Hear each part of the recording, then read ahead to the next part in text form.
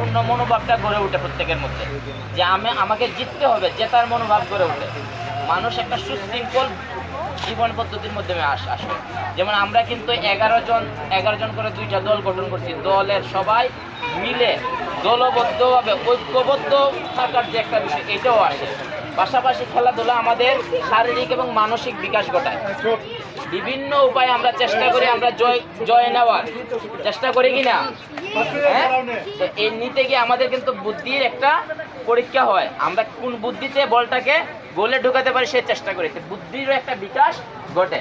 সেই জন্য আমাদেরকে খেলাধুলা সবসময় চালু রাখতে হবে। তবে খেলার সময় খেলা আর পড়ার সময় পড়া। আমরা যদি শুধু খেলাধুলাই করি আর পড়ালেখাতে মনোযোগ না দিই তাহলে হবে?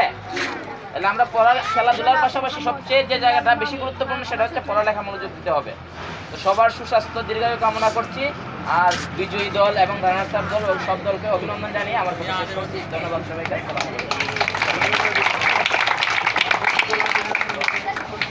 আসসালামু আলাইকুম।